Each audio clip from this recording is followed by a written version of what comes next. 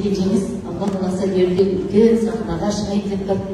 Алла сіздің жақсы күніңізді берсін. Мен сізді сондай жақсы көремін. Білесіз бе, сізге деген жүрегім қандай екен. Иә, компания ардағайтынан ғой, сен қорқыларын кеп, сен туған күнмен құттықтап, сен мақтап тұрып алмасын деді ғой. Саттың қыздарына көңіл бөліңдер деген. Енді мені құттықтаймын. Маған рұқсат шығар Ардағайымге. Иә, сіздер қандай бақыттысыздар. Осы сіздермен жұмыс істеп жатқан Алла сіздермен бүгін мені осылай жолығуымды нәсіп еткен екен. Қырғыздың керемет әніне жазған мен әдейі Шымберген ағамыздың ауылға сағыныш деген әнінен бастадым, өйткені сіз жақсы көретін ән болғаннан кейін. Алла бүгін сіздермен мені осындай керемет жақсы күнде жолықтырып тұрғанына сансыз.